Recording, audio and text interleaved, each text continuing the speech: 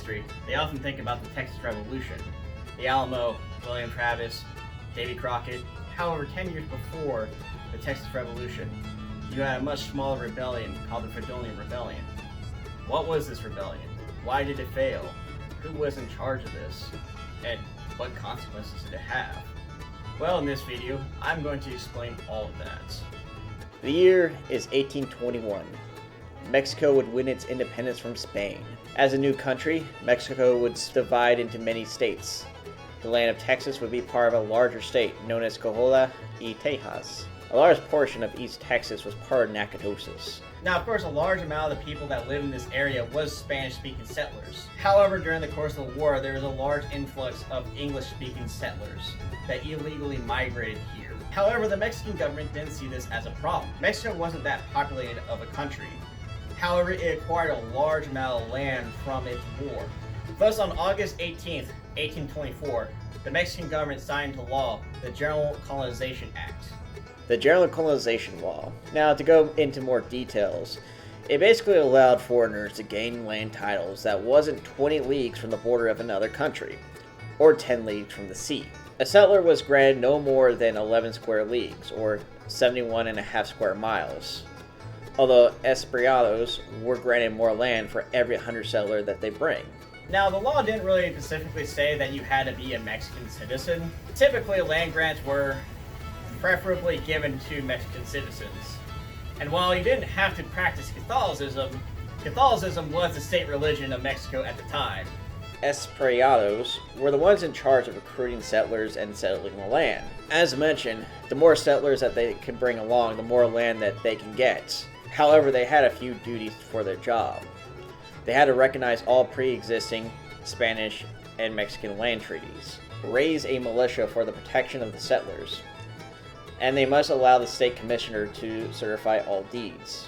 Stephen F. Austin was the most famous of the Expatriados. Being the father of Texas, he would migrate 300 families from the United States to Texas. For the most part, it was a pretty good deal. The colonists was able to get free land. And for the Mexican government, well, they had somebody that can colonize that land.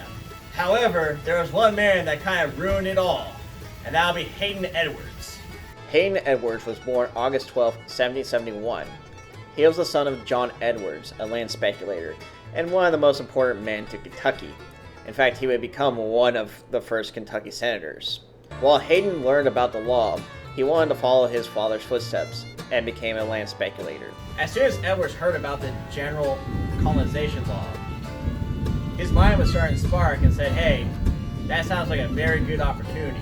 And so he would go down to Mexico and plead with the Mexican government to give himself a land title. He would get that land title in 1825.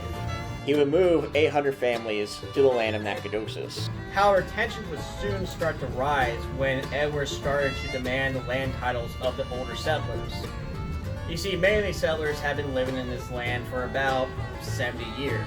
Some of them didn't get titles, some of them had titles and then lost them because it's been a long time. And the fact that he had sort of this prejudice against Spanish-speaking, non-white residents did spark a wrong way.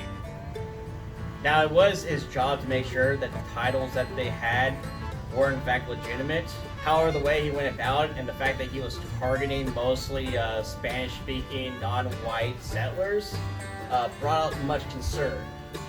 Conflict would further arise when he would interfere with a local election, siding with Cheston Chaplin, his son-in-law, over Samuel Norris, who was favored by the older residents. However, this caused a huge ruckus in the area, and a lot of the older residents soon complained to the federal government of Edwards' deeds. Things got so bad that the Mexican government finally intervened. They reversed the election results, making Norris in charge. Not only that, but they stripped Edwards from his title, and they evicted him from the lands. Edwards sucked so much money into this expedition that he was pretty desperate. And as they say, desperate times makes for desperate actions. With Norris in charge, he would try to reverse a lot of the decisions that Edwards and Chaplin committed. However, his actions would anger the new settlers, as he would evict one of the newer settlers from the land which was improperly taken. On November 22nd, 1826, Martin Palmer would lead a Texan militia full of Edward settlers to arrest Norris and hold a kangaroo court to evict them from their position of power. Palmer himself benefited from this ruse since he had a warrant from Norris for murder. Edwards too was arrested, but he was promptly paroled. Meanwhile, Benjamin Edward, Haden's brother, went on a recruiting drive to gather rebels for the upcoming rebellion. They managed to strike a deal with the local Cherokee tribe after the tribe was ignored by the Mexican government to grant them a land title for many years. On December 16th, Haden Edwards and 30 of his followers would seize this old stone fort right here. And on December 21st, Edwards and the settlers would meet up with Richard Fields and John Don Hunter, who were the leaders representing the Cherokee tribe, to sign the Declaration of Independence for the Republic of Fredonia. They would raise a red and white flag, representing the Anglo-Cherokee alliance, with the words Independence, Liberty, and Justice inscribed on the flag. Unfortunately for Edwards, his republic would not last for long. As soon as word was heard about Norris being ousted, Lieutenant Colonel Mateo Amedio led 110 infantrymen to counter the revolution. Along the way, he was able to recruit Stephen F. Austin and his settlers, doubling his crusade. Meanwhile, Peter Ellis Bean, a Mexican Indian agent, was able to convince the Cherokee tribes to stay out of the rebellion, leaving Edwards without any reinforcements. Now, to be fair, the settlers were uneased with the Cherokee alliance, largely because, well, they thought the Cherokees were a bunch of savages. Edwards would try to call for the United States for help. Unfortunately, his call would go unanswered. With the Mexican army moving closer to Nacogdoches and the lack of reinforcements from his allies, Edwards and his men were forced to withdraw by late January. Order was officially restored on February 8th when the Mexican army finally arrived and secured the old stone fort.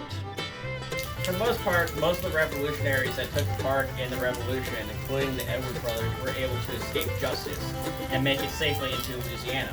However, for the Cherokees, while they did stay out of the conflict, because they signed that Declaration for Independence, the Mexican government did not trust the Cherokee tribes and demanded some way to regain that trust.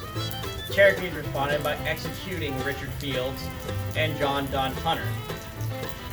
While this did restore some trust between the government and the Cherokees, the settlers still didn't trust the Cherokee, or any native people in fact.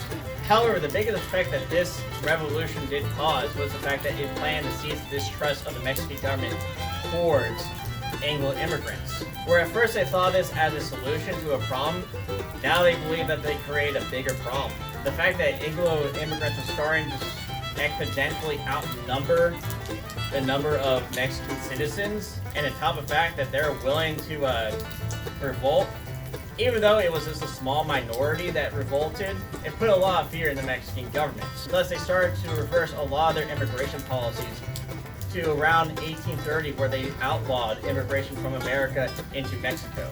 And of course, this sort of distrust between the Anglos and the Mexicans would eventually evolve into the Texas Revolution that we all know today. As for Haden Edwards, he would never see justice. In fact, he would actually return back to Texas to fight for her independence, and would stay in Nacogdoches until his death in 1849. While his dreams for a small country in East Texas didn't really succeed, he did manage to see a free Texas. Anyways, I hope you enjoyed this video, and until next time, I hope to see you again.